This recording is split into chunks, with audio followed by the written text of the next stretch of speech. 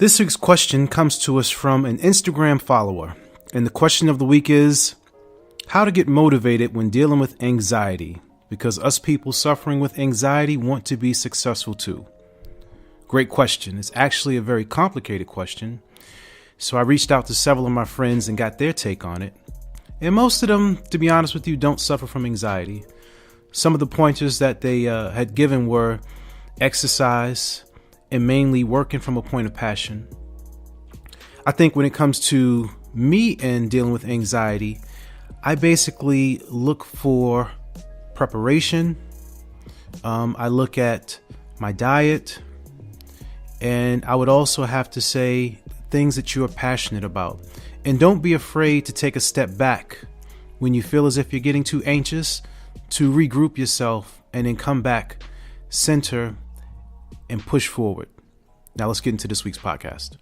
All right, everybody worldwide, you're now tuned into Motivation and Confidence, where we help you do your daily best. And I'm your host, Tom Danger. So I remember years ago when I first started public speaking, I was probably about,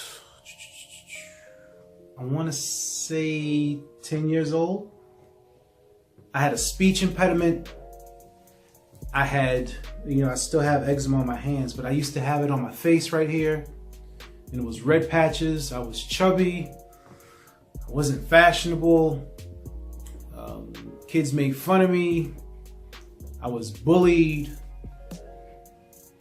All of the hurtful things that some children go through that would basically not want to make you stand in front of a crowd. I was volunteered to be part of a writing team to speak on behalf of underprivileged children in another country for UNICEF. And the art or the process of writing started out as punishment. In elementary school, if you didn't listen, in order for you to be punished, you were given the assignment to just write chapters from the language art book. I never really found that to be difficult. I enjoyed writing, so I embraced it. And before I started public speaking, through this writing process, my fourth grade teacher, Miss Marshall, would teach us how to write to the point to where our thoughts flowed freely, and as long as we stay within the subject matter, if a line, a sentence, or a word didn't fit, you just put a line through it, continued writing, and you could always go back to it if you needed to add it at another time. Now, there comes the point to where I am to present in front of the class, and I never forget that feeling. I'm standing in front of the class, and I am shaking, like the paper's in my hand, and it's rattling. And even before I got up to speak, just knowing that my turn was coming up, like in my stomach, it was just, I felt so uneasy, and I didn't really know how to deal with it. But I was taught certain techniques. And in the techniques that my fourth grade teacher taught me, it was sort of where to channel that energy, right? Some of the things were holding an object in your hand, putting a hand in your pocket, using your hands to enunciate your words and to further express what you're saying. Something that's very key that I think as adults we tend to forget, but even as a child, I was taught before presentation, 2 key things. Make sure you rest well, and make sure you eat a good breakfast, right? So those were some things that helped prepare me in order to give the presentation that, I was so anxious about. I just thought that before I even presented, like I would get up there and I would start to stutter, or people would laugh at me, or I wouldn't read my words properly off the page. but most of it was countered in preparation, right? When I was younger, I was taught to basically memorize what I had on the page. And if I couldn't remember it, I would sort of have a sort of cue cards that I could go through, right?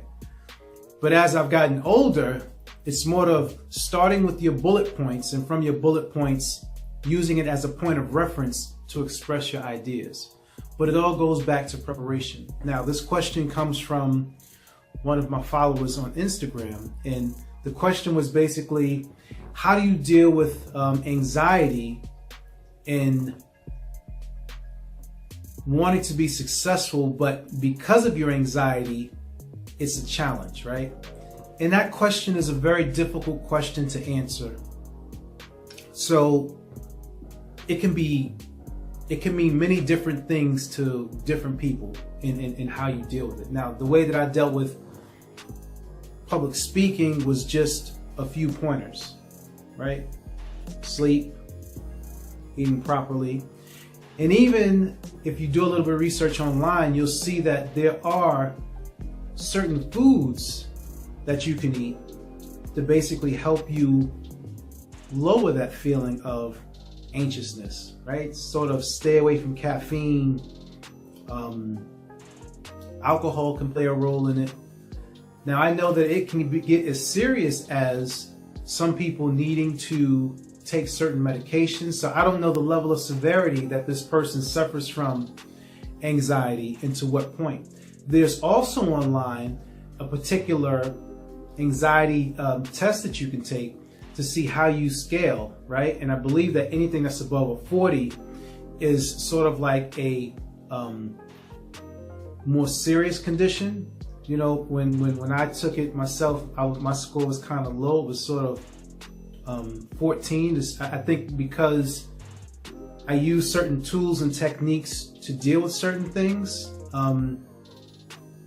One of those things is basically I only handle the things that I can handle. If I can't handle it, if I can't deal with it, I don't usually take it on. Okay? And when I am in those challenging situations where I do begin to feel anxious, I usually talk myself through the process to sort of remind myself of where I am and where I want to go. Now, with certain people that suffer from anxiety, that is the exact challenge. The challenge is, the uncertainty of not knowing what's going to happen in the future just totally freaks you out, right? And I think that one of the things that individuals can do is write things down, right? And this may sound too simplistic. This is just my take on it. There are many professionals out there that can help you with anxiety and help further diagnose you. I'm just breaking it down to you from a Tommy Danger standpoint. Write things down.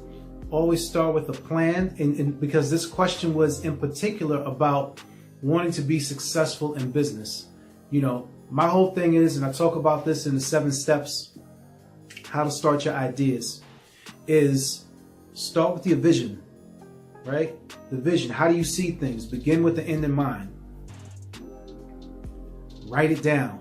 Plan it out, right? There's steps that you can go through so that when you are trying to execute your ideas, that you can see it to a certain point of fruition. Now, when you start feeling that anxious feeling and you are in that meeting or you are on that phone call, if you feel as if you're going to lose control, don't be afraid to say, I need a moment, please. Take that moment to yourself. Gather your thoughts. Gather your composure. I always recommend doing breathing techniques. Bring yourself down and then go back and handle your business. I hope that I've answered your question the best that I can. We appreciate the comments and questions that come in. So you could also go to tomdanger.com, TOMDANGER.com. Subscribe to our mailing list, and you can leave comments on the website, or you can hit me on Instagram. Tom Danger, and thank you for checking us out. This is Motivation and Confidence, where we help you do your daily best.